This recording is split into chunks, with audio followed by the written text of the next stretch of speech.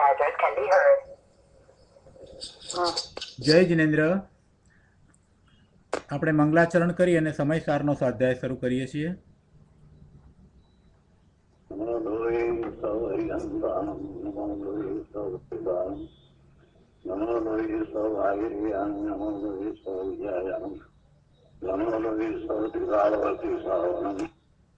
ઓમકાર સંયમ નિત્યમ ધ્યાયંતિ યોગિન રામદમોક્ષદો શ્રી ઓંકારાય નમો નમઃ. મંગળમ ભગવાન મંગળમ કુટુંબી મંગળમ કુટુંબારી જૈન્દ્રમોસમંગળ નમઃ સમય સાધાય સ્વામી બુદ્ધ્યા ચકાસ્તે ચિત્તવાય ભવાય ચંદ્રમા વિભાવ નિર્ણય. સમયસાર ભગવાન કુંદકુંદાચાર્ય રચિત સમયસાર તથા ભગવાન અમૃતચંદ્રાચાર્ય રચિત આત્મખ્યાતિ ટીકા કળશ સહિત એનો સ્વાધ્યાય ચાલે છે. એમાં નિર્જરા અધિકારમાં ગાથા 204 ચાલે છે. આ ગાથાનો અર્થ, ભાવાર્થ, ટીકા, એના ઉપરના પ્રવચન એ બધું આપણે કર્યું છે. હવે આ ગાથા ઉપરના પ્રવચનમાંથી છેલ્લા કેટલાક અંશ બાકી રહ્યા છે એ આજે આપણે લઈશું. પ્રવચન રત્નાકર ભાગ 7મો, પાના નંબર 182. એમાં સૌથી નીચેના પેરેગ્રાફમાં કહે છે કે પરમાર્થ વચનિકામાં કહ્યું છે કે હે ત્યાગરૂપ તો પોતાના દ્રવ્યની અશુદ્ધતા, જ્ઞેય વિચારરૂપ અન્ય ષટદ્રવ્ય સ્વરૂપ, ઉપાદેય આચરણરૂપ પોતાના દ્રવ્યની શુદ્ધતા. પરમાર્થ વચનિકા મોક્ષ માર્ગ પ્રકાશકમાં છેલ્લે આવે છે અને એમાં આ 3 વાત એક સાથે કહેવામાં આવી કે હે ત્યાગરૂપ, છોડવા રૂપે શું છે તો કે પોતાના દ્રવ્યની અશુદ્ધતા. એ હે એટલે છોડવા રૂપે છે, એટલે ત્યાગરૂપ છે. જ્ઞેય વિચારરૂપ, જે જ્ઞાન કરવા લાયક છે, વિચાર કરવા લાયક છે, તે શું છે તો કે અન્ય ષટદ્રવ્ય સ્વરૂપ, બીજા દ્રવ્યોનું સ્વરૂપ જેવું છે તેવું યથાર્થ પદાર્થોનું જેમ છે તેમ સ્વરૂપને જાણવું. અને ઉપાદેય આચરણરૂપ શું છે તો કે પોતાના દ્રવ્યની શુદ્ધતા. પોતાનું દ્રવ્ય શુદ્ધ છે એ જ ઉપાદેય છે, એ જ આચરણરૂપ છે. આ 3 વાત એક સાથે પરમાર્થ વચનિકામાં કરવામાં આવી. એ વિશે અહીંયા ગુરુદેવ કહે છે કે આચરણરૂપ શુદ્ધતાને ઉપાદેય કહી છે. આચરણરૂપ શુદ્ધતાને ઉપાદેય કહી છે. એ જ એકમાત્ર ઉપાદેય છે, બીજું કાંઈ ઉપાદેય નથી. કેમ કે ભાસભાન તો શુદ્ધતામાં થાય છે, માટે શુદ્ધતાને અહીં ઉપાદેય ગણી છે. અશુદ્ધતાને એ ત્યાગરૂપ કહી છે. જ્યાં સુધી પૂર્ણ વિતરાગ સ્વર્ગનો ન થાય ત્યાં સુધી સાધકને પર્યાયમાં અશુદ્ધતા તો છે, પણ એ અશુદ્ધતા હે છે એ ત્યાગવા રૂપ છે.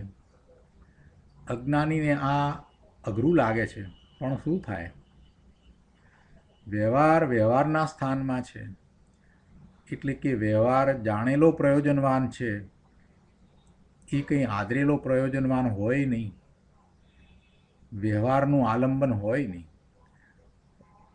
અશુદ્ધતા છે, શુભ ભાવ છે, પણ એ કંઈ આદરેલા પ્રયોજનવાન નથી. શુદ્ધ ભાવ છે એ જ માત્ર આદરેલો પ્રયોજનવાન છે, એ જ ઉપાદેય છે, બીજું કાંઈ ઉપાદેય નથી. એ વાતને અહીંયા સમજાવી છે. શું ઉપાદેય છે, શું હે છે,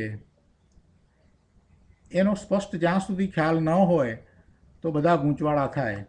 અને શાસ્ત્રોના અર્થ કરવાની બરાબર સમજ પડતી ન હોય એટલે પછી ક્યાંક કોઈક અપેક્ષાએ વાત કરવામાં આવી હોય એને પકડી અને એને ધર્મ માને. આ બધા ગૂંચવાડા ઓછા કરવા હોય તો આ વાતને બરાબર સમજવી જોઈએ કે હે શું છે, ઉપાદેય શું છે અને જાણવા જેવું શું છે. ત્રણેય વાત અહીંયા એક સાથે પંડિતજીએ કરી છે. એ વાત ગુરુદેવે અહીંયા સમજાવી કે ભાઈ એ વ્યવહાર તો હોય પણ એ વ્યવહારના સ્થાનમાં હોય ત્યાં જ શોભે છે. એ વ્યવહારને ઉપાદેય કરીએ, એને આચરવા લાયક કરીએ તો એ વાત બરાબર રહેતી નથી. વ્યવહાર નથી એમ કહેવાનો કોઈ અર્થ નથી. વ્યવહાર છે, વ્યવહારનો નિષેધ નથી, વ્યવહારનો અભાવ કરીને કોઈ વાત કરવામાં આવતી નથી. પણ વ્યવહાર કાંઈ ઉપાદેય નથી. વ્યવહારના સ્થાનમાં છે અને પૂર્ણ વિતરાગતા ન પ્રગટે ત્યાં સુધી એવા વ્યવહાર પણ હોય. અને વ્યવહાર હોય તો એ કંઈ એ ઉપાદેય છે એમ માની લેવાનું નથી. શુભ ભાવ આવે, શુભ ક્રિયાઓ પણ થાય, પણ એ બધી છોડવા લાયક છે. એ છોડીને અંતરમાં શુદ્ધ સ્વરૂપમાં જવું છે. એ વાત જ એકમાત્ર ઉપાદેય છે. એટલે ઉપાદેય અને આચરણરૂપ તો પોતાનું શુદ્ધ સ્વરૂપ જ છે. અને એ સિવાય આ બધો વ્યવહાર, શુભ ભાવ એ બધું બંધનું કારણ છે અને એ હે રૂપ જ છે. આગળ 183માં પાના ઉપર કહે છે કે અહીંયા કહે છે કે અંતર સ્વરૂપની એકાગ્રતા થતાં આત્મલાભ થાય છે અને અનાત્માનો પરિહાર સિદ્ધ થાય છે. પર્યાયમાં જે અશુદ્ધતા છે તે અનાત્મા છે. શુભાશુભ ભાવ છે, વિભાવ ભાવ છે, પરના લક્ષ્ય થતા ભાવ છે, બધા વિકલ્પો છે, એ બધું અનાત્મા છે, એ આત્મા નથી. અને એનો ત્યાગ સ્વરૂપના ગ્રહણ વડે સિદ્ધ થાય છે. અનાત્માનો ત્યાગ બીજી કોઈ રીતે થઈ શકતો નથી. માત્ર સ્વરૂપનું ગ્રહણ કરવામાં આવે એટલે આપોઆપ અનાત્માનો ત્યાગ થઈ જાય છે. અનાત્માનો ત્યાગ છે એ સ્વરૂપના ગ્રહણ વડે જ થઈ શકે છે, બીજી કોઈ રીત નથી. જેને સ્વરૂપનું ગ્રહણ છે, જેને સ્વરૂપની દ્રષ્ટિ થઈ છે, જેના જ્ઞાન દર્શનના ઉપયોગ ધ્રુવ તરફ ઢળ્યા છે, એને પછી આવા વિભાવ ભાવ ઉત્પન્ન થતા નથી. અશુદ્ધ પર્યાયો જે અનાત્મા છે એ કાળે ઉત્પન્ન થતી જ નથી. અહીંયા બીજા પેરેગ્રાફમાં છેલ્લી 5 લીટીમાં બહુ સરસ સમજ આપી છે. કહે છે કે દ્રવ્ય દ્રષ્ટિએ તો પરમાત્મા ચોથે ગુણસ્થાને પ્રાપ્ત થયો છે, પણ ચારિત્રની પર્યાયમાં જ્યાં સુધી પૂર્ણ પ્રાપ્ત ન થાય ત્યાં સુધી સ્વના આશ્રયમાં અધુરાશ છે.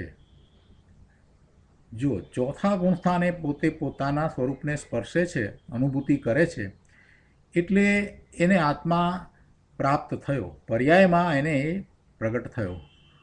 પણ હજી ચારિત્રની પૂર્ણતા નથી. ચારિત્રની પર્યાયમાં જ્યાં સુધી પૂર્ણતા પ્રાપ્ત નથી થતી, પર્યાયમાં એ પ્રાપ્ત થવું જોઈએ. એટલે કે પોતે નિર્વિકલ્પ ધ્યાનમાં પોતાના સ્વરૂપમાં રહ્યો છે ત્યાં એ સ્થિર થાય એવું ચારિત્ર, નિશ્ચય ચારિત્ર, એવી પર્યાય પૂર્ણપણે જ્યાં સુધી થતી નથી અને એ છદ્મસ્ત અવસ્થામાં છે એટલે એ બહાર આવી જાય છે, તો એટલી એને અધુરાશ છે. શેમાં અધુરાશ છે? ચારિત્રના પુરુષાર્થમાં પૂર્ણતા પ્રાપ્ત કરવામાં અધુરાશ છે. હજી એવી પૂર્ણતા પ્રાપ્ત થઈ નથી. સમ્યક દ્રષ્ટિ છે, ચોથા ગુણસ્થાને છે અને એનો પ્રયત્ન એવો જ છે કે પોતે પોતાના સ્વરૂપમાં સ્થિર થાય. એ લીનતા કરે છે પણ હજી સ્થિરતા નથી થતી. ત્યાં સુધી એ હજી સ્વના આશ્રયમાં અધુરાશ છે. સ્વનો આશ્રય હંમેશને માટે રહી જાય એટલે કે એમાં સ્થિરતા થાય ત્યારે એ પૂર્ણ થયો એમ કહેવાય. પણ અહીંયા કહે છે કે ચારિત્રની પર્યાયમાં જ્યાં સુધી પૂર્ણતા પ્રાપ્ત ન થાય, ચારિત્ર પૂર્ણપણે પર્યાયમાં પ્રગટ નથી થતું ત્યાં સુધી સ્વના આશ્રયમાં અધુરાશ છે. તેથી પૂર્ણ થયો નથી. અને સ્વના આશ્રયની અધુરાશમાં પરનો વ્યવહાર આવ્યા વિના રહે નહીં, એટલે કે પરનું લક્ષ્ય થઈ જાય છે. ક્યારે થઈ જાય છે? એ નિર્વિકલ્પમાં ધ્યાનમાં છે, પોતાના સ્વરૂપમાં છે ત્યારે નહીં, પણ ત્યાંથી એ ચ્યુત થઈને બહાર આવે છે ત્યારે દ્રષ્ટિ તો સ્વરૂપ તરફ જ રહે છે, ઉપાદેય તો સ્વરૂપ જ છે, આશ્રય કરવા લાયક સ્વરૂપ છે, એ બરાબર શ્રદ્ધામાં પણ છે અને એમ જ પ્રયત્ન પણ થઈ રહ્યો છે. પરંતુ પુરુષાર્થની થોડીક નબળાઈને કારણે હજી એને એ પૂર્ણતા પ્રાપ્ત નથી થઈ, ત્યારે એ વખતે એને એવો વ્યવહાર આવ્યા વિના રહેતો નથી. એવો વ્યવહાર કે પર તરફનો ભાવ, શુભ ભાવ એ એને હોય છે. અને ત્યારે દયા, દાન, વ્રત, ભક્તિ ઇત્યાદિ શુભ ભાવ તેને આવે છે. જો અહીંયા જ્ઞાની સમ્યક દ્રષ્ટિના આ શુભ ભાવ છે એને વ્યવહાર કયો છે, એ સાચો વ્યવહાર છે.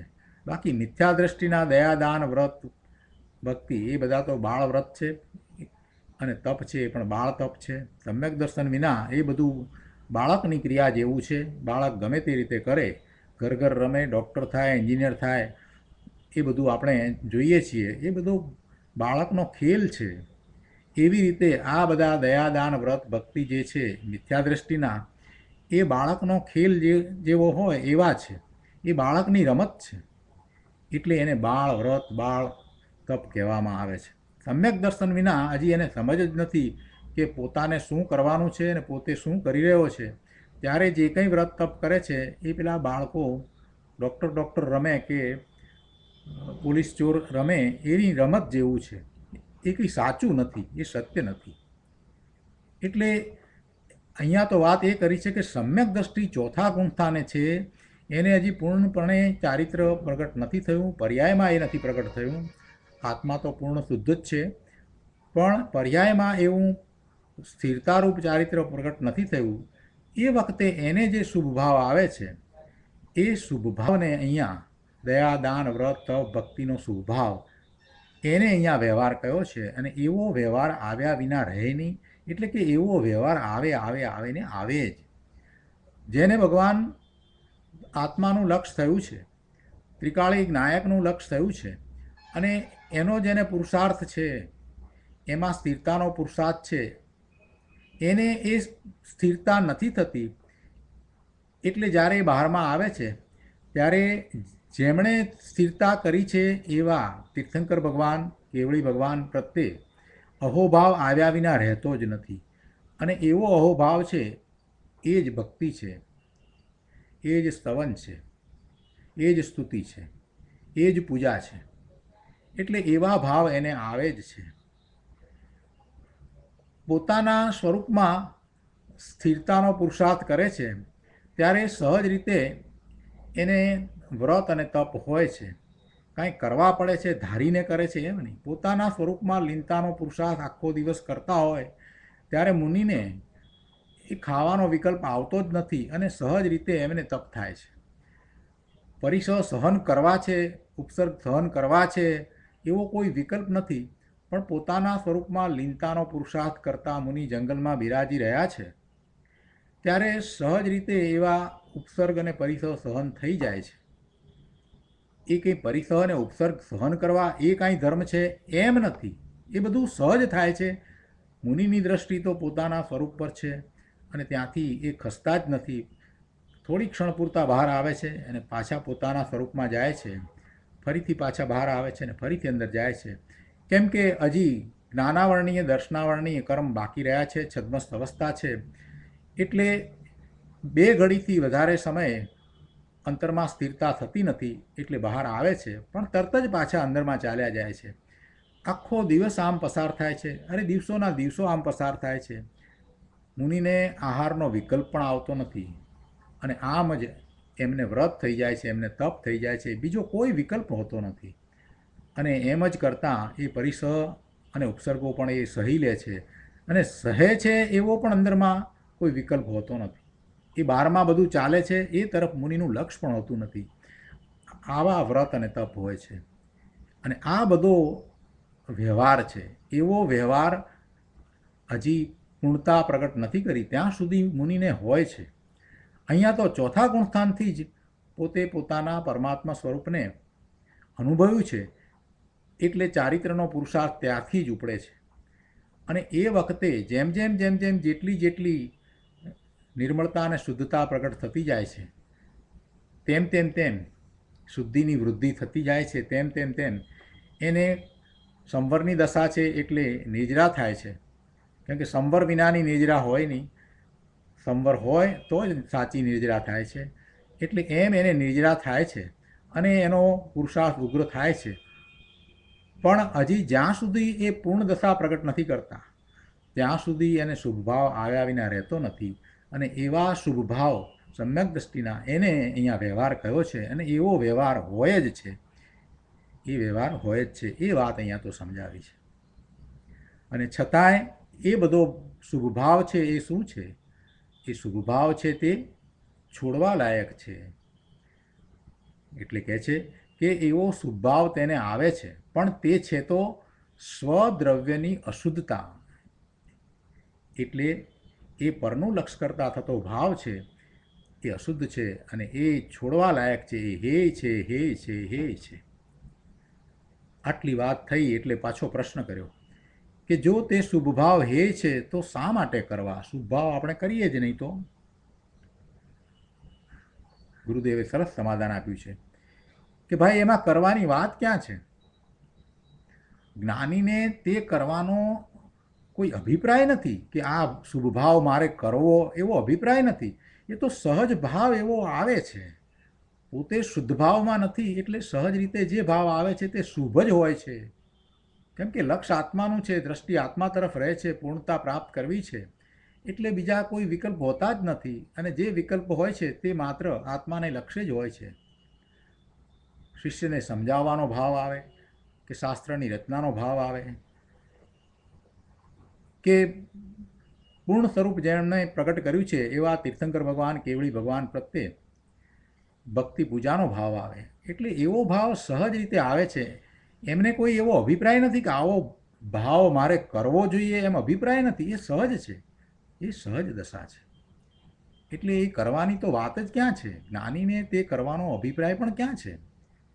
એ તો કહ્યું ને કે જ્યાં સુધી સ્વનો પૂર્ણ આશ્રય થયો નથી ત્યાં સુધી સ્વના આશ્રયની અધુરાશમાં તેને પરનો વ્યવહાર, કેવો વ્યવહાર પર તરફ હોય?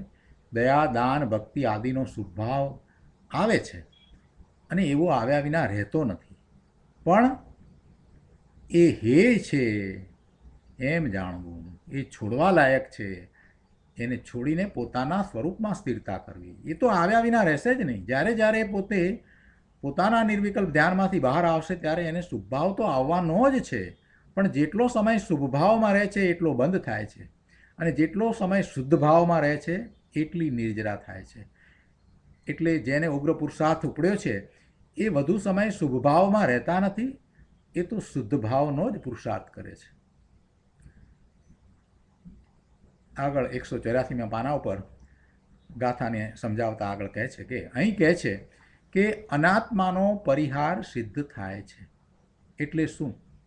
એટલે કે પોતાનું સ્વ જે એક શુદ્ધ ચૈતન્ય સ્વરૂપ, તેનો અંદર આશ્રય કરતા તેની પર્યાયમાં પ્રાપ્તિ થાય છે. પોતાના શુદ્ધ સ્વરૂપની પર્યાયમાં પ્રાપ્તિ થાય છે. એટલે કે એને અનુભવ થાય છે. દ્રવ્ય કાંઈ પર્યાયમાં આવી જતું નથી, પરંતુ એને અનુભવ થાય છે. જેવું પોતાનું સ્વરૂપ છે એવું જ એને એના જ્ઞાનની પર્યાયમાં જણાય છે, અનુભવાય છે. અને એ વખતે અલૌકિક આનંદનો અનુભવ થાય છે, અલૌકિક આનંદનું વેદન હોય છે. અને એવું થાય છે ત્યારે અશુદ્ધતાનો ત્યાગ થઈ જાય છે, અશુદ્ધતાનો પરિહાર થાય છે. જુઓ, પરદ્રવ્યનો ત્યાગ થાય છે એમ વાત નથી. પરદ્રવ્યનો ત્યાગ તો કરવાનો પ્રશ્ન જ નથી. પરદ્રવ્ય તો જુદું જ પડ્યું છે. પરદ્રવ્ય એનાથી છૂટું જ છે. પરદ્રવ્યનો ત્યાગ કરવાનો પ્રશ્ન જ નથી. પરદ્રવ્યનો ત્યાગ તો એને છે જ, કેમ કે પરદ્રવ્ય એણે ગ્રહ્યું જ નથી. આત્મા કોઈ પરદ્રવ્યને ગ્રહી પણ શકતો નથી અને એનો ત્યાગ પણ કરી શકતો નથી. જ્યારે ગ્રહી નથી શકતો તો પછી ત્યાગ ક્યાંથી કરે? એટલે પરદ્રવ્ય તો છૂટું પડ્યું છે, એટલે પરદ્રવ્યનો ત્યાગ થાય છે એમ વાત નથી, કેમ કે પરદ્રવ્યના ગ્રહણ ત્યાગ આત્મામાં છે જ નહીં. પરંતુ આત્માની પર્યાયમાં અશુદ્ધતા છે, દુઃખરૂપ મલિન પરિણતિ છે, તેનો સ્વરૂપનું ગ્રહણ થતાં ત્યાગ થાય છે. એને પરદ્રવ્ય તરફ મમત્વ છે, પરદ્રવ્ય સાથે શરીર સાથે એકત્વ છે, એટલે એ અશુદ્ધતા છે, એ દુઃખરૂપ છે, એ મલિન પરિણતિ છે. પરનું લક્ષ કરવાથી થતા વિભાવ ભાવો એવું પરિણમન એ દુઃખરૂપ છે. એ બધું પરિણમન જે છે એ છૂટી જાય છે. ક્યારે છૂટી જાય છે? કે સ્વરૂપનું ગ્રહણ થતાં એ બધું આપોઆપ છૂટી જાય છે, એટલે એનો ત્યાગ થાય છે. એમ એ અનાત્માનો ત્યાગ થયો, અનાત્માનો પરિહાર થયો. સ્વરૂપનું ગ્રહણ થતાં એવો એ પરના લક્ષનો અને પરના લક્ષે થતા ભાવનો ત્યાગ થાય છે. પરનો ત્યાગ તો કરવાનો પ્રશ્ન નથી, પર તો એનાથી જુદું જ છે, પણ પરના લક્ષે થતા ભાવો એનો ત્યાગ થઈ જાય છે. એ દુઃખરૂપ એ મલિન પરિણતિ છે, એનો ત્યાગ થઈ જાય છે. ક્યારે થાય છે? સ્વરૂપનું ગ્રહણ થતાં. ગુરુદેવ કહે છે કે આ એક શુદ્ધનો આશ્રય લેતા શુદ્ધતાની પ્રાપ્તિ થાય છે અને અશુદ્ધતાનો પરિહાર થાય છે. આવો મોક્ષનો માર્ગ છે પ્રભુ, આવો આનંદનો, સુખનો, શાંતિનો માર્ગ છે. આગળ પાના નંબર 185 ઉપર છેલ્લા પેરેગ્રાફમાં કહે છે કે આમ થવાથી કર્મ જોરાવર થઈ શકતું નથી. આ રીતે સ્વનું ગ્રહણ થાય છે અને પરલક્ષે થતા બધા ભાવોનો ત્યાગ થાય છે, એટલે કે અનાત્માનો પરિહાર થાય છે. એટલે હવે કર્મ જોરાવર થઈ શકતું નથી. કર્મ જોરાવર થઈ શકતું નથી એટલે પહેલાં એને કર્મ જોરાવર હતું, પહેલાં એને મિથ્યાત્વ હતું ત્યારે કર્મ જોરાવર હતું, કર્મ બધું કરતું હતું એવો અર્થ નથી. એ મિથ્યાત્વ સહિત છે કે સમ્યક્ત્વ સહિત છે, કર્મ તો ક્યારેય જોરાવર હોય જ નહીં. કર્મ છે એ જુદું છે અને ભગવાન આત્મા ચેતન એનાથી ભિન્ન ત્રિકાળ જ્ઞાયક છે. બે વસ્તુ જ જુદી છે, બે દ્રવ્ય જ જુદા છે. એટલે પેલું કર્મ છે એ ભગવાન આત્માને કાંઈ કરતું નથી, એ જોર કરી અને ભગવાન આત્મામાં કાંઈ કરાવે છે એમ નથી. પણ ઔપચારિક રીતે વ્યવહારથી એમ કહેવામાં આવે કે કર્મનું જોર છે. ક્યારે એવું કહેવામાં આવે? કે જ્યારે આ ચેતન ભગવાન આત્મા એ કર્મના ઉદયોનું લક્ષ્ય કરી અને વિભાવ ભાવે પરિણમે ત્યારે એમ કહેવામાં આવે કે કર્મનું જોર છે. સમ્યક્ત્વ સહિત છે ત્યારે એને દ્રષ્ટિ તો બરાબર છે, તે છતાંય ચારિત્ર મોહનીય કર્મના ઉદયો એને પણ હોય છે અને હજી સ્વ તરફનો પુરુષાર્થ એટલો ઉગ્ર નથી થયો, એટલે પુરુષાર્થમાં હજી થોડી નબળાઈ છે. ત્યારે એને પણ ચારિત્ર મોહનીયના ઉદય તરફ લક્ષ જાય છે, એટલે એને પણ રાગ થાય છે, શુભભાવ થાય છે. તો એવા સમ્યક દ્રષ્ટિને માટે પણ એમ કહેવાય કે હજી એને પણ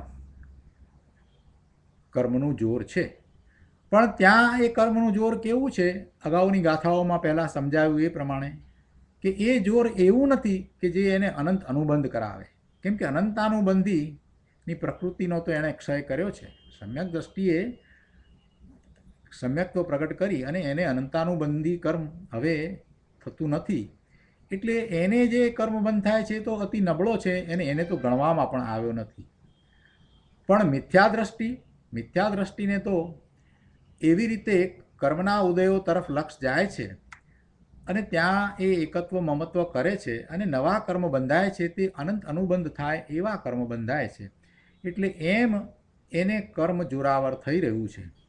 કર્મ જોરાવર કેમ થઈ રહ્યું છે કે એ પોતે એ કર્મના ઉદય તરફ લક્ષ્ય કરી અને પોતાની શક્તિને વેડફી નાખે છે, એમ એને એ કર્મ જોરાવર થઈ રહ્યું છે. કોઈ કર્મની એવી તાકાત નથી કે આત્માને કોઈ તરફ વાળે, આત્માને કોઈક પ્રકારે ક્રિયા કરાવે, આત્માને કોઈક પ્રકારે ભાવ કરાવે, આત્માને કોઈક પ્રકારે પરિણામ આવે, એવી કોઈ કર્મની તાકાત નથી. પણ વ્યવહારમાં ઉપચારથી એમ જ કહેવામાં આવે છે, એટલે અહીંયા એમ કહ્યું છે. અને એ વખતે પણ ખરેખર તો એ જીવની જ એવી દશા છે, જીવની એવી યોગ્યતા છે, જીવનો એવો ઊંધો પુરુષાર્થ છે, અથવા તો જીવની એ વખતે પુરુષાર્થની નબળાઈ છે, એટલે એ કર્મ જોરાવર છે એમ કહેવામાં આવે છે. આ વાતને બરાબર યથાર્થ સમજવી જોઈએ, અને એ અહીંયા ગુરુદેવે સમજાવ્યું છે. કહે છે કે કર્મ જોરાવર થઈ શકતું નથી. ક્યારે? કે જ્યારે એ સ્વરૂપનું લક્ષ્ય કરે છે ત્યારે, જ્યારે એ સ્વરૂપનું ગ્રહણ કરે છે ત્યારે કર્મ જોરાવર થઈ શકતું નથી. એટલે આગળ સમજાવે છે કે કર્મ તરફનું વશપણું હતું તેને કર્મનું જોરાવરપણું કહેવાય છે. પોતે જાતે જ કર્મના ઉદયોને વશ થઈ જતો હતો એટલે એને કર્મનું જોરાવરપણું કહેવાય છે. કર્મને વશ પોતે થઈ પરિણમે ત્યારે કર્મ જોરાવર છે એમ કહેવામાં આવે છે. હવે જ્યાં વસ્તુ સ્વભાવને વશ થઈ પરિણમ્યો, વસ્તુ સ્વભાવ એટલે ભગવાન આત્મા ત્રિકાળી જ્ઞાયક, એવા જ્ઞાયક સ્વભાવને વશ થઈને પરિણમે છે, પોતે ત્રિકાળ જ્ઞાયક છે, સિદ્ધ સમાન છે, એવો પોતાનો જ્ઞાન સ્વભાવ છે, એમ એને વશ થઈને પરિણમે છે. એટલે વસ્તુ સ્વભાવને વશ થઈને પરિણમ્યો ત્યાં નિમિત્તને વશે જે જોર હતું તે જોર નીકળી જાય છે. નિમિત્તને વશે જોર હતું એટલે કે કર્મના ઉદયો એ નિમિત્ત હતા, કર્મના ઉદયો જે નિમિત્ત હતા એને વશ થવાથી જે જોર હતું, કર્મનું જોર કહેવામાં આવતું હતું, તે જોર એ નીકળી જાય છે. કેમ કે લક્ષ્ય હવે નિમિત્ત તરફ છે જ નહીં. કર્મના ઉદયો જે નિમિત્ત છે, જેના નિમિત્તે એ સ્વયં પોતે એવા વિભાવ ભાવે, વિકારી ભાવે પરિણમતો હતો, એ હવે રહેતું નથી. પોતે સ્વયં જ એ રીતે નિમિત્તને વશ થતો હતો. કર્મના ઉદયો છે એ નિમિત્ત છે, એને વશ એ સ્વયં થતો હતો. ત્યારે એમ કહેવાયું કે એ કર્મ જોરાવર હતું. અને હવે જ્યારે દ્રષ્ટિ સ્વરૂપ તરફ થઈ છે, સ્વરૂપને ગ્રહણ કર્યું છે, વસ્તુ સ્વભાવને વશ થયો છે, આત્માનો જે સ્વભાવ, જ્ઞાયક સ્વભાવ, એને વશ થઈ અને પરિણમ્યો છે, ત્યાં પછી પેલા નિમિત્તને વશ થવાનું રહેતું નથી, એટલે એ જોર નીકળી જાય છે. હવે તે પરને વશ નથી થતો અને સ્વને વશ થાય છે. કર્મ જોરાવર થઈ શકતું નથી. એ કહેવાનું તાત્પર્ય એ છે કે સ્વ વશે, સ્વને વશે અશુદ્ધતા જ્યારે નીકળી જાય છે ત્યારે અશુદ્ધતાનું જોર જે નિમિત્તને વશે હતું તે રહેતું નથી. જો જ્યારે કર્મના ઉદયો નિમિત્ત તરીકે હતા ત્યારે એને વશ થતો હતો, એ વાત કરી, એને અશુદ્ધતા કહી છે. એ અશુદ્ધતા છે. એ ખરેખર તો એ અશુદ્ધતાનું જોર છે. પોતાનામાં રહેલી એટલી ઉણપ છે ને એનું જોર છે. અને એ ઉણપ ક્યાં છે? સ્વરૂપમાં નથી, દ્રવ્યમાં નથી, એ પર્યાયમાં છે. એ બધું પર્યાયમાં છે. તો એ અશુદ્ધતાનું જોર હતું એટલે પેલા કર્મનું નિમિત્ત પામી અને એ વિભાવ ભાવે થતો હતો. પણ અહીંયા હવે સ્વરૂપનું લક્ષ્ય થયું છે, સ્વરૂપને ગ્રહણ કર્યું છે, એમાં જ લીનતાનો પુરુષાર્થ વર્તી રહ્યો છે, ત્યારે પછી એ અશુદ્ધતાનું જોર રહેતું નથી. એટલે કર્મનું નિમિત્ત ભલે હોય પણ એ નિમિત્ત તરીકે વર્તતું નથી. નિમિત્ત ક્યારે કહેવાય? કે જ્યારે એવું કાર્ય થાય ત્યારે હાજર હોય એને નિમિત્ત કહેવાય. પણ અહીંયા તો હવે અશુદ્ધતા પ્રગટ થતી જ નથી. એવા વિભાવ ભાવ, વિકારી ભાવ, શુભાશુભ ભાવ થતા જ નથી. એટલે એ અશુદ્ધતાનું જે જોર હતું એને કારણે નિમિત્તને વશ થતો હતો એ હવે ટળી જાય છે. એમ એ કર્મ જોરાવર થઈ શકતું નથી. બહુ સરસ વાત છે. ગાથા પણ એવી છે અને ગુરુદેવે જે એનો વિસ્તાર કર્યો છે એ પણ અદ્ભુત છે.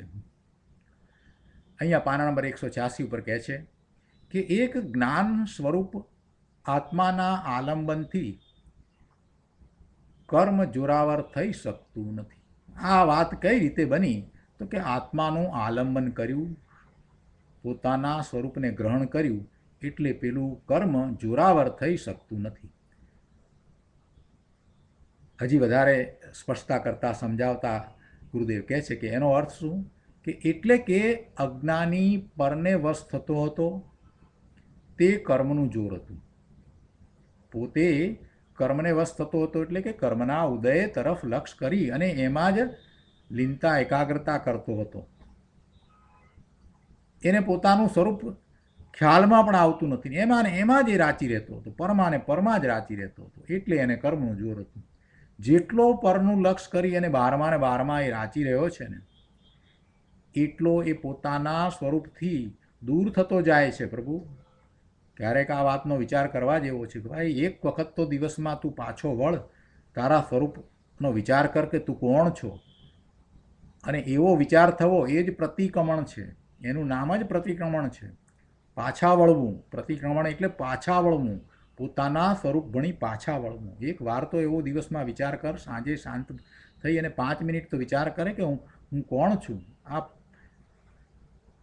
પરનું લક્ષ કરી અને એના ભાવોમાં જ રાચી રહ્યો છે, એ જ પરને વશ થવાપણું છે, એ તારી પરવશતા છે. ગુરુદેવ એ વાત અહીંયા સમજાવે છે કે અજ્ઞાની પરને વશ થતો હતો તે કર્મનું જોર હતું, પરંતુ હવે સ્વને વશ થયો તો કર્મના વશે જે જોર હતું તે છૂટી જાય છે. આવી વાત છે ભાઈ. કર્મ તો પરદ્રવ્ય છે અને તેનો સ્વદ્રવ્યમાં તો અભાવ છે. સ્વદ્રવ્યમાં તો કર્મ છે જ નહીં, એ તો બધું બહારમાં રહ્યું. હવે જેમાં કર્મનો અભાવ છે એવા આત્મામાં પેલા કર્મ શું કરશે? જેમાં એટલે આત્મામાં કર્મનો અભાવ છે એવા આત્મામાં જે વસ્તુનો અભાવ છે એ વસ્તુ આવીને શું કરવાની? કાંઈ કરતી નથી. તેને નુકસાન કઈ રીતે કરે? ન કરે. કર્મનો તો આત્મામાં ત્રણેય કાળે અભાવ જ છે. કર્મનો બંધ પડ્યો છે પણ કે એ આત્મામાં એટલે દ્રવ્યમાં કાંઈ નુકસાન કરતું નથી, દ્રવ્યમાં કોઈ ફેરફાર કરતું નથી. એટલે કર્મનો તો આત્મામાં ત્રિકાળ અભાવ છે, ત્રણેય કાળે અભાવ છે. માટે તે આત્માને નુકસાન કરી શકે નહીં. એ આત્માની વસ્તુ જ નથી, એ આત્માનું સ્વરૂપ જ નથી. પણ જે અશુદ્ધતાનો સદ્ભાવ છે તે તેને નુકસાન કરે છે. એને એ અશુદ્ધતા પડી છે, અશુદ્ધતા જે પડી છે એ એને નુકસાન કરે છે. પ્રવચનસાર ગાથા 16માં ભાવઘાતી કર્મની વાત કરી છે. ત્યાં કહ્યું છે કે ઘાતી કર્મ 2 પ્રકારના છે. એક નિમિત્તરૂપ દ્રવ્ય કર્મ અને બીજા ઉપાદાનરૂપ ભાવ કર્મ, જે પોતાનો ઘાત પોતે કરે છે. બહુ શાંતિથી સમજવા જેવું છે કે નિમિત્તરૂપ દ્રવ્ય કર્મ, કર્મના ઉદયો જે આવે છે એ નિમિત્ત છે. કર્મના ઉદયો છે એ નિમિત્ત છે. એટલે એવા એ નિમિત્તરૂપ દ્રવ્ય કર્મ છે અને એનું લક્ષ કરતાં જે ભાવ કર્મ થાય છે એ ખરેખર તો પોતાનો ઘાત કરે છે.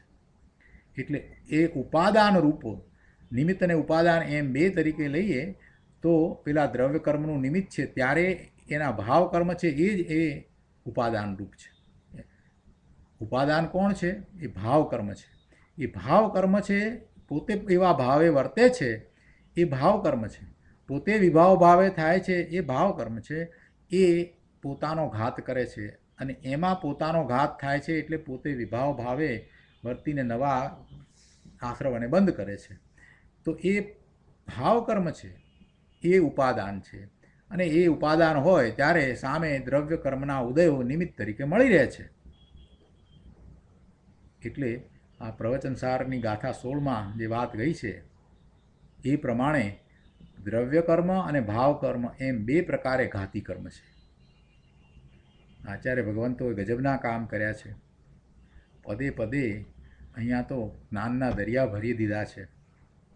કહે છે કે નિમિત્તને વશ નહીં થતા રાગ દ્વેષ મોહ ઉત્પન્ન થતા નથી. જો આગળ ક્રમ લીધો, મૂળ ગાથામાં આખો ક્રમ સમજાયો છે ને.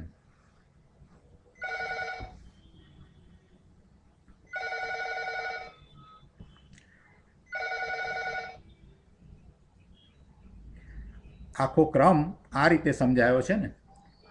એક પછી એક આત્માનું ગ્રહણ થતાં શું થાય છે એમાં એ અનાત્માનો પરિહાર થાય છે એ વાત આવી. અને પછી આગળ હવે જે વાત આવી એમાં કર્મ જોરાવર થઈ શકતું નથી એમ વાત આવી. અને પછી આગળ ક્રમમાં કહે છે કે રાગ દ્વેષ મોહ ઉત્પન્ન થતા નથી. એ નિમિત્તને વશ નથી થતો એટલે હવે રાગ દ્વેષ મોહ ઉત્પન્ન થતા નથી. અને રાગ દ્વેષ મોહ વિના ફરી નવું કર્મ આશ્રવતું નથી એટલે આશ્રવ થતા નથી. એટલે નવું કર્મ બંધાતું નથી. અને પૂર્વે બંધાયેલા કર્મ ભોગવાયા થકા નિર્જરી જાય છે. એ પૂર્વના કર્મ હતા, દ્રવ્ય કર્મ હતા, એના ઉદય આવ્યા પણ એનું લક્ષ્ય નહીં કર્યું એટલે એ નિમિત્ત થતા નથી. નવા કર્મ બંધ થવામાં એ નિમિત્ત થતા નથી. કેમ કે એનું લક્ષ્ય નથી કરતા એટલે આશ્રવ થતો નથી. અને જે ઉદયમાં આવ્યા છે એનો સ્થિતિબંધ પૂરો થયો છે એટલે એ તો ખરી જાય છે પણ એનું લક્ષ્ય નથી કરતા. એ તરફનું વલણ નથી. રાગ દ્વેષ મોહ રહ્યા નથી એટલે એ કર્મની નિજરા થાય છે અને એ સમયે નવા કર્મનો બંધ પડતો નથી, આશ્રવ થતો નથી. કેટલો સરસ ક્રમ સમજાયો છે. ગુરુદેવ કહે છે કે જો ક્રમસર મોક્ષ સુધી લઈ જશે. કહે છે કે રાગ દ્વેષ મોહ વિના ફરી કર્મ આશ્રવતું નથી અને આશ્રવ વિના ફરી કર્મ બંધાતું નથી. તથા પૂર્વે બંધાયેલું કર્મ ભોગવાયું થકું નિર્જરી જાય છે. જુઓ, સ્વભાવના આશ્રય અવલંબે જે પડ્યો છે તેને પર આશ્રયનો ભાવ છૂટતો જાય છે. કર્મ છૂટી જાય છે. કર્મ છૂટી જાય છે એટલે કે અસ્થિરતા છૂટી જાય છે. કર્મ છૂટી જાય છે એમ કહેવું તે આગમનો અસદ્ભુત વ્યવહાર છે. એ વ્યવહારથી કહેવામાં આવ્યું નહીં, એ પણ અસદ્ભુત વ્યવહાર છે. કર્મ છૂટી જાય છે એમ કહેવું એ તો ખરેખર એમાં તો અસ્થિરતા છૂટી જાય છે. અને એ અસ્થિરતા છૂટી જાય છે એમ જ્યારે કહ્યું ત્યારે એ અધ્યાત્મનો વ્યવહાર છે. અને એ પણ અસદ્ભુત વ્યવહારનું કથન છે. અધ્યાત્મના અસદ્ભુત વ્યવહારનું કથન છે.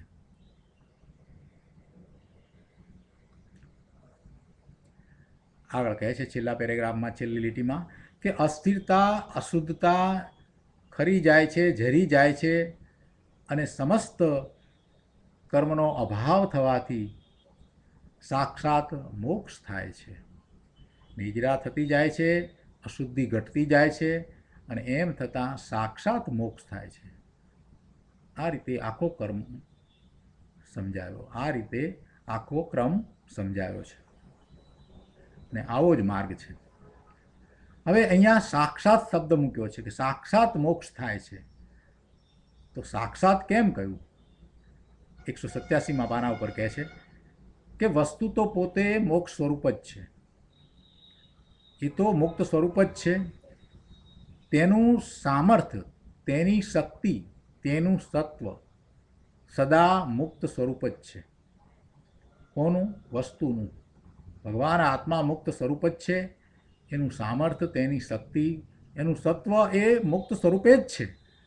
પણ આ તો પર્યાયમાં મુક્તિ થાય છે, અનુભવાય છે, એની અહીંયા તો વાત છે. ભગવાન આત્મા મુક્ત સ્વરૂપ જ છે અને મુક્ત સ્વરૂપ છે છતાંય આપણે એમ કહીએ કે મોક્ષ થયો. તો મોક્ષ કઈ રીતે થયો? તો કે પર્યાયમાં એને મુક્ત અવસ્થા પ્રાપ્ત થાય છે.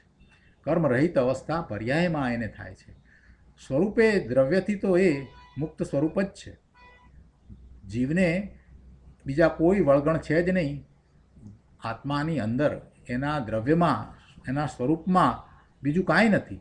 એનો સ્વભાવ પણ અન્ય ભાવે છે જ નહીં. એ સ્વભાવ ભાવે પોતાનું જેવું શુદ્ધ સ્વરૂપ છે એવા ભાવે જ છે. પણ આ તો અહીંયા પર્યાયમાં જે પ્રગટ થાય છે એટલે એને એમ કહ્યું કે સાક્ષાત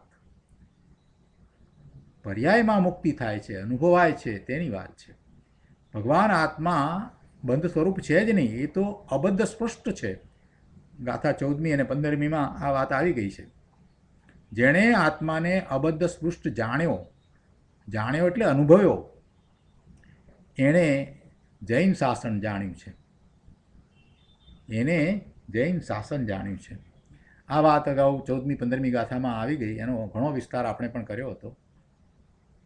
હવે અહીંયા આ બધી વાત આવી એટલે કોઈએ પ્રશ્ન કર્યો કે શ્રી સમયસારજીમાં નિશ્ચયની વાત છે, જ્યારે મોક્ષશાસ્ત્ર તત્વાર્થ સૂત્રમાં વ્યવહારની વાત છે.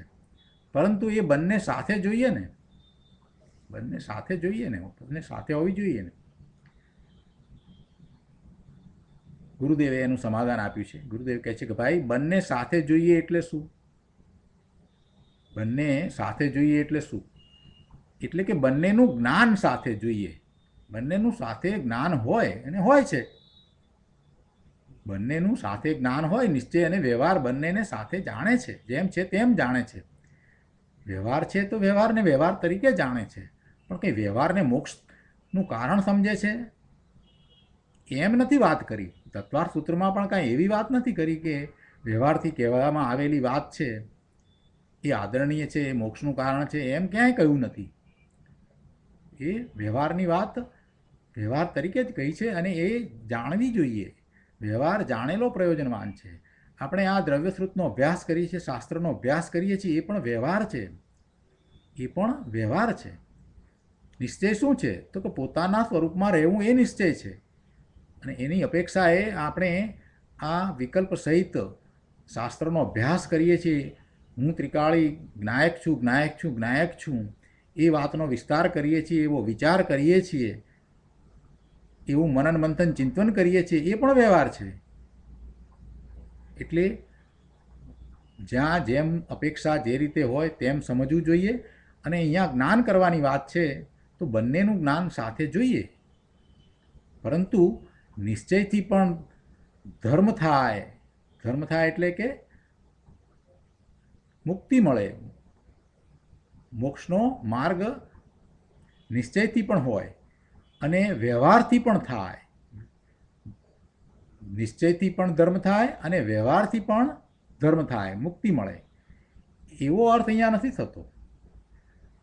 બંનેનું જ્ઞાન સાથે હોય, નિશ્ચય અને વ્યવહારનું. એટલે તત્વાર્થ સૂત્રમાં જે વાત આવી છે એ પણ વાત બરાબર છે, એનું પણ જ્ઞાન હોય, અને સમયસારજીમાં જે વાત આવી એનું પણ જ્ઞાન હોય. બંને જુદી જુદી અપેક્ષાએ જેમ કહ્યું છે તેમ જ એને સમજ્યા હોઈએ એવું જ એ રીતે જ જ્ઞાન હોય. આ બધું જ્ઞાન છે તે માહિતીરૂપ છે. ખરેખર તો જ્ઞાન તો પોતાના સ્વરૂપમાં જતાં જે થાય છે તે સમ્યક જ્ઞાન છે.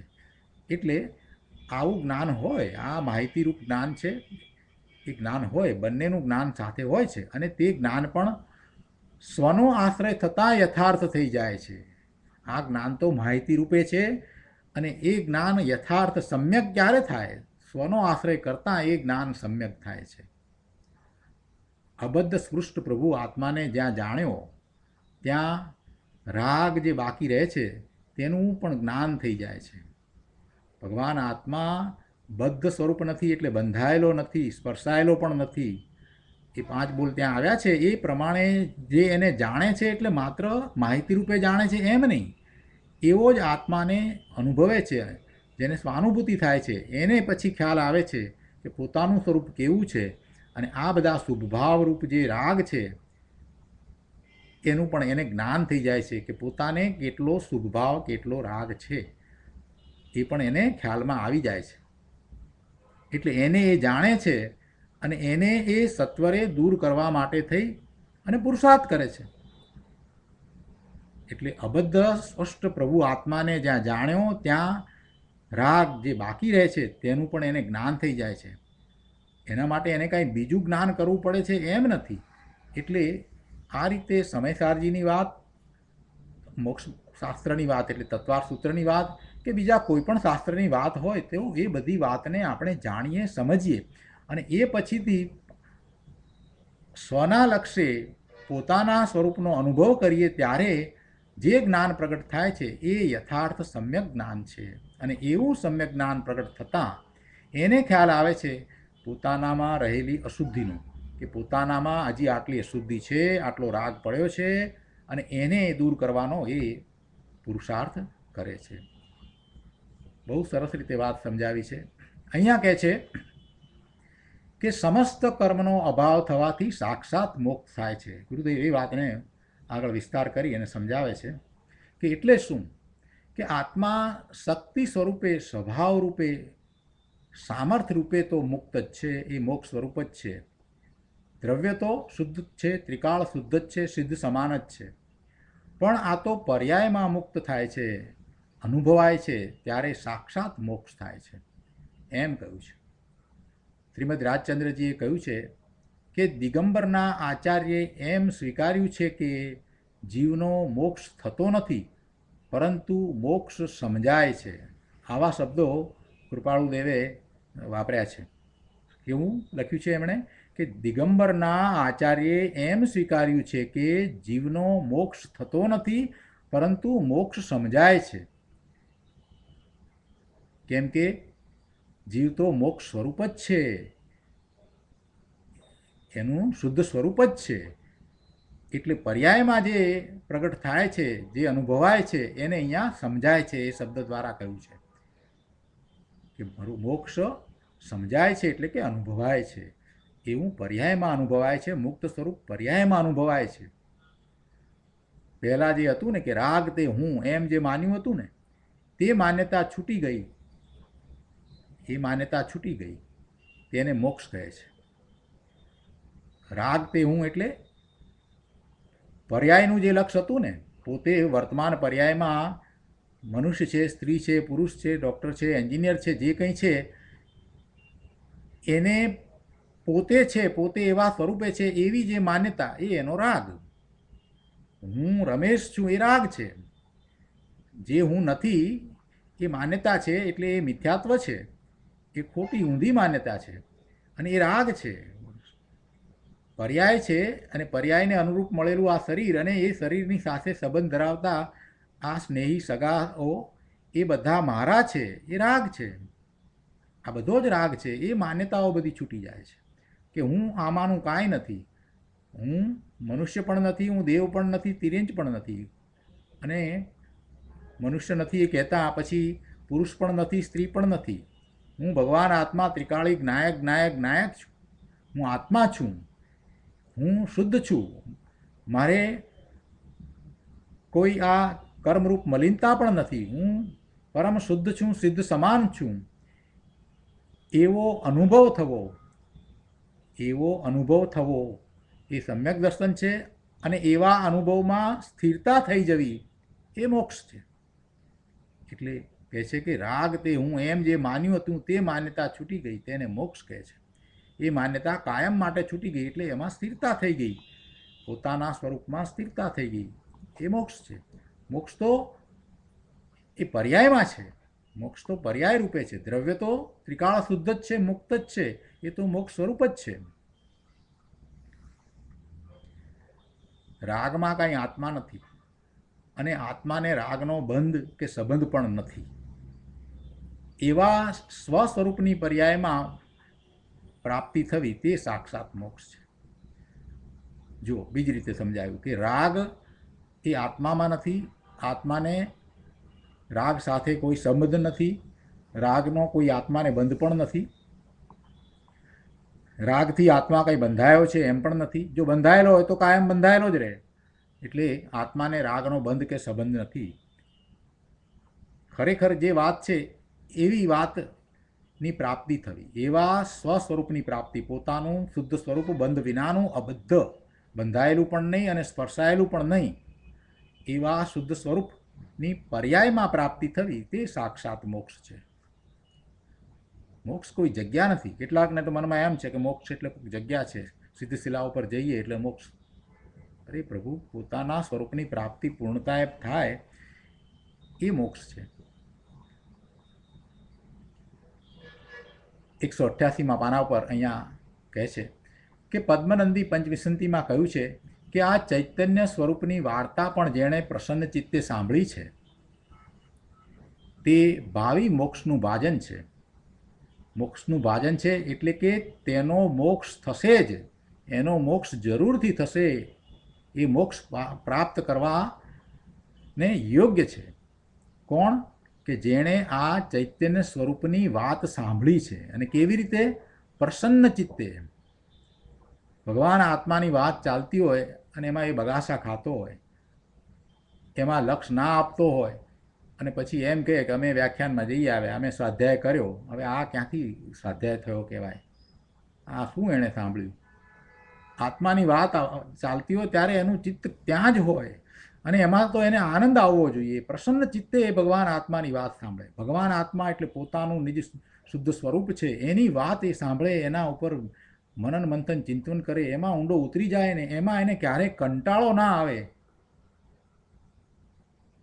તો એમ સમજવું કે એ ભાવિ મોક્ષનું ભાજન છે, એટલે કે એને મોક્ષની પ્રાપ્તિ થશે. પણ હજી જેને આત્માની વાતમાં કંટાળો આવતો હોય, એમ થાય કે હવે બહુ થયું, આખો દિવસ પછી એની એકની એક વાત ન ગમે, એની વાત એકની એક વાત પછી આખો દિવસ તો ન ગમે, એમ જે કહે છે એ તો મિથ્યા દ્રષ્ટિ પાપી છે. પોતાના સ્વરૂપની વાતનો તિરસ્કાર, પોતાના સ્વરૂપની વાતનો તિરસ્કાર જેને છે એને તો સમ્યક દર્શન થશે જ નહીં. ચૈતન્ય સ્વરૂપની વાર્તા જેણે પ્રસન્ન ચિત્તે સાંભળી છે તે ભાવિ મોક્ષનું ભાજન છે, એમ પદ્મનંદી આચાર્યએ પંચવિસંતિમાં કહ્યું છે. આચાર્ય ભગવાને કહ્યું છે એ કાંઈ અમસ્તું નથી કહ્યું. એ તો જંગલમાં રહેતા હતા, મહાપુરુષ હતા, આત્મજ્ઞાની સંત હતા, પ્રચુર સ્વસંવેદન સહિત 7મા ગુણસ્થાને મુનિદશામાં હતા. એમણે આ તો વાત કરી છે. કહે છે કે એનું મોક્ષનું એને ભાજન થશે. મોક્ષનું ભાજન છે એટલે કે એનો મોક્ષ થશે જ, એટલે કે અલ્પકાળમાં એ મોક્ષ થશે જ. પ્રસન્ન ચિત્તે એટલે કે અંતરમાં આત્માનો મહિમા લાવી અને અત્યંત આહ્લાદથી ભગવાન ચૈતન્ય સ્વરૂપ, અબંધ સ્વરૂપ આત્માની વાર્તા પણ જેણે સાંભળી છે એમ એનો અર્થ થાય છે. પ્રસન્ન ચિત્તે એટલે કે અંદરમાં એના તરફનો ખૂબ ખૂબ પ્રસન્ન ભાવ લાવીને, એના તરફ ખૂબ મહાત્મ લાવીને આહ્લાદથી એ વાતને સાંભળે, સમજે અને માને, સ્વીકારે કે હું બંધ સ્વરૂપ નથી, હું અબંધ સ્વરૂપ છું, હું અબદ્ધ સ્પષ્ટ છું. આ વર્તમાન પર્યાય એ મારું સ્વરૂપ નથી, હું ચૈતન્ય ભગવાન આત્મા છું. એ વાતને વારંવાર વિચારે, સાંભળે અને એમાં એને આનંદ આવે, એવી વાતમાં એને આનંદ આવે કે આ મારી વાત છે. એવા જીવ છે એ સમ્યક્ત્વ પ્રગટ કરે છે. પરની વાર્તામાં જ વિશેષતાથી મોટાભાગનાને રસ હોય છે. કોઈકની બીજાની વાત હોય તો શું શું શું કરીને એમાં કૂદી પડે. પોતે વાંચતો હોય, શાસ્ત્ર અભ્યાસ કરતો હોય, કંઈ પણ કરતો હોય અને જો બીજાની કોઈક બાજુમાં આવીને વાત કરે એટલે તરત એમાંથી શાસ્ત્રમાંથી નીકળીને એ વાતમાં આવી જાય. આ ટીવી જોવા ને આ બધું જે છે એ બધી વસ્તુમાં શું છે? પરની વાત છે. પરની વાતમાં એને બહુ રસ પડે. જીવને પરની વાતમાં બહુ રસ પડે. કેમ રસ પડતો હશે? કેમ કે એણે આત્માની વાત સાંભળી નથી. એટલે દિવસમાં 1 કલાક સ્વાધ્યાય અને 23 કલાક પરની વાતમાં જ રહે છે. સૂઈ જાય છે, ઊંઘી જાય છે ત્યારે એને અંદરમાં સ્વપ્નમાં પરની જ વાત આવે છે, કંઈ સ્વની વાત આવતી નથી. સ્વની વાત તો ક્યારે આવે કે સ્વાધ્યાય કરી અને એનો વિચાર કર્યા જ કરે અને આખો દિવસ શાસ્ત્ર વાંચન અને એનો જ વિચાર કરે, એને સ્વપ્નમાં એ વાત આવે કે હું ભગવાન આત્મા ત્રિકાળ શુદ્ધ છું. એવી વાત સ્વપ્નમાં પણ આવે, પણ બાકી બીજાને તો ક્યાંથી આવે?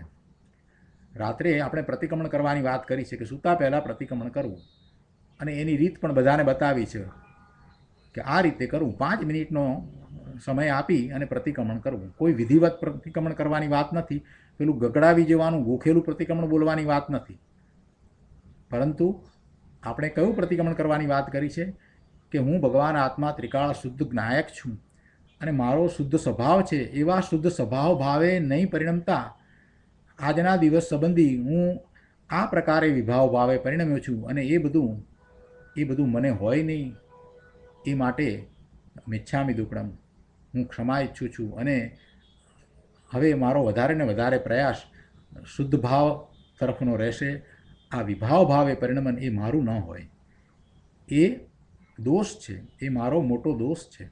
એમ પ્રતિક્રમણ કરવાની વાત આપણે કરી છે.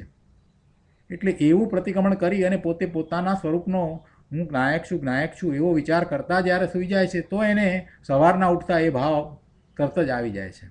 અને એવા ભાવ સહિત જ્યારે નિર્વિકલ્પ ધ્યાનનો અભ્યાસ કરે છે, તો એ સફળ થાય છે. એટલા માટે આપણે જ્યારે ધ્યાનની વાત કરી ત્યારે પણ એની કન્ડિશન સમજાવી હતી કે ધ્યાન કરવા માટે આવો ત્યારે કઈ રીતે તમારે કરવું જોઈએ. આગલા દિવસથી શરૂઆત કરી અને એ દિવસે કઈ રીતે કરવું, એ બધી વાત આપણે ઘણીવાર લીધી છે. જ્યાં જ્યાં શિબિર થઈ છે ત્યાં દરેક શિબિરમાં પણ એ કહ્યું છે, એની સ્લાઇડ્સ પણ બતાવી છે, એના વિશે ડિસ્કશન પણ કર્યું છે. જે કરવાનું છે એ તો આ છે, માત્ર 1 કલાક સ્વાધ્યાય કરીએ એમ નહીં ચાલે. પોતાનું સ્વરૂપ અબદ્ધ છે, બંધાયેલો પોતે નથી, પોતે સ્પર્શાયેલો નથી, પોતાની આ વર્તમાન પર્યાય પણ નથી. એ વાતને તો વારંવાર વિચારવાની છે. એ જ વાત હોય, બીજી કોઈ વાત જ ન હોય. ભલે ને બહારમાં એમ લાગે કે આ બીજા કામો કરીએ છીએ, છતાંય અંતરમાં તો એ જ વાત રમ્યા કરતી હોય. 24 કલાક એ જ વાત હોય. ઉઠતા બેસતા ખાતા પીતા દરેક વખતે એક જ વાત હોય કે હું ભગવાન આત્મા ચૈતન્ય સ્વરૂપ છું. આ વર્તમાન પર્યાય છે, એ કાંઈ મારું સ્વરૂપ નથી. અને બીજી બધી વાતમાં જે રસ હોય, મામૂલી સામાન્ય રસ હોય, અને દરેક વખતે એ વાતમાં કાંઈક પણ કોઈક પ્રકારે જો વધારે રસ લીધો હોય તો તરત જ પ્રતિક્રમણ કરે આ વાતમાં હું ક્યાં પડ્યો. એ અંદરમાં તો દરેક સમયે સમયે એને પ્રતિક્રમણ થવું જોઈએ કે આ વિભાવ ભાવરૂપ હું થયો, મારો આ સ્વભાવ નથી, હું બંધ સ્વરૂપ નથી, હું ચૈતન્ય સ્વરૂપ છું, હું મુક્ત સ્વરૂપ છું. એવી વાત જેને આહલાદથી સાંભળી છે, વિચારી છે, એવા જીવો સમ્યક્ત્વની પ્રાપ્તિ કરે છે. અને સમ્યક્ત્વની જે પ્રાપ્તિ કરે છે એ અલ્પકાળમાં મોક્ષની પ્રાપ્તિ કરે છે. એવી વાત પદ્મનંદી આચાર્યએ કરી છે. અને એ વાતને અહીંયા શા માટે ગુરુદેવે લીધી? અહીંયા કેમ કે અગાઉ જે વાત આવી ને, મોક્ષની પ્રાપ્તિની જે વાત આવી ને, મુક્ત અવસ્થા કઈ રીતે પ્રાપ્ત થાય છે, તો કે આત્માને ગ્રહણ કરતાં એ પ્રાપ્ત થાય છે. એ ક્રમ આખો દર્શાવ્યો. એટલે અહીંયા એ વાત કરી કે જેણે આત્માની વાત પણ સાંભળી છે, જેણે આત્મા વિશે વિચાર પણ કર્યો છે, એ પણ સમ્યક દર્શન પ્રગટ કરે છે અને એ અલ્પકાળમાં મોક્ષ પ્રાપ્ત કરે છે. એમ આચાર્ય પદ્મનંદીએ પણ કહ્યું છે. એટલે આ વાત આવી. એટલે અહીંયા ફરી પાછો એક પ્રશ્ન કર્યો કે તો શું અબદ્ધ સ્પૃષ્ટની વાર્તા સાંભળી છે તેને સંકિત છે કે તે મોક્ષનું ભાજન છે? બિચારા સામાન્ય બુદ્ધિવાળા માણસો એક નાની નાની વાતને પકડે, એના ભાવાર્થને પકડે નહીં, એમાં કહેવાના આશયને પકડે નહીં, એનું પ્રયોજન સમજે નહીં. અરે ભાઈ, જેને સ્વરૂપનો મહિમા જાગ્યો, સ્વરૂપનું મહાત્મા આવ્યું અને પ્રસન્ન ચિત્તે તેના સ્વરૂપને સાંભળ્યું, તેને હું અબદ્ધ છું એવો નિર્ણય થયો છે. હું અબદ્ધ છું, હું મુક્ત સ્વરૂપ છું એવો એને નિર્ણય થાય છે. અને એવો નિર્ણય થયાથી જ એવો જ પુરુષાર્થ કરે છે કે હું સિદ્ધ સમાન છું, અબદ્ધ છું, મુક્ત સ્વરૂપ છું. તો પછી એવો જ એ પુરુષાર્થ કરે છે અને એમાં એ પોતે પોતાના સ્વરૂપને સ્પર્શે છે. ભલે શરૂઆતમાં એને વિકલ્પ હોય છે અને પછી એ આગળ વધતા વધતા એ નિર્વિકલ્પ ધ્યાનમાં એવો અનુભવ કરે છે. એ કહેવાનો આશય છે.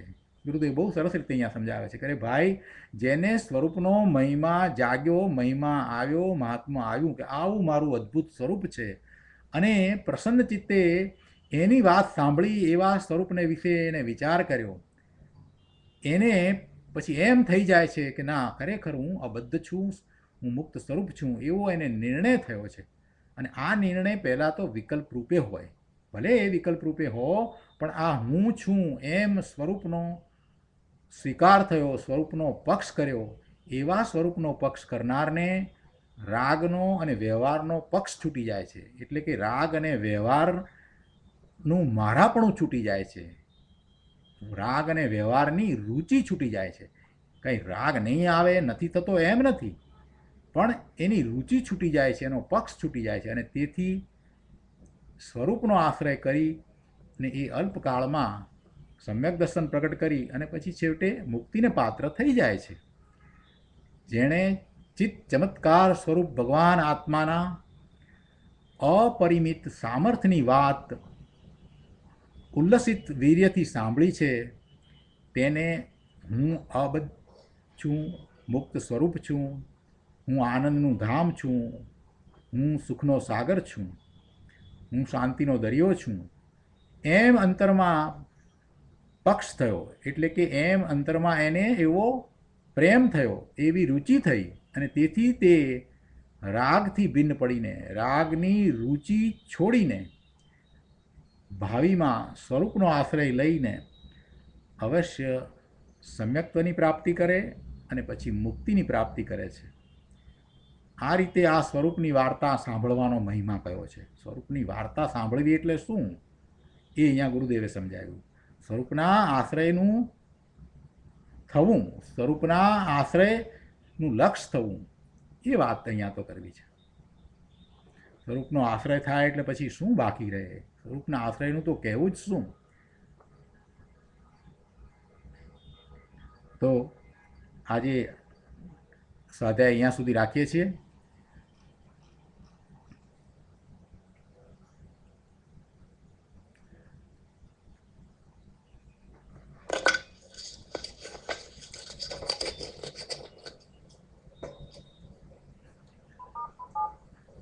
Conversation mode is on.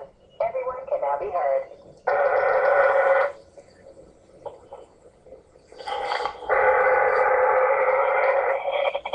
હવે આજના સ્વાધ્યાય સંબંધી આપના પ્રતિભાવ અથવા પ્રશ્નો હોય તો વિચારીએ.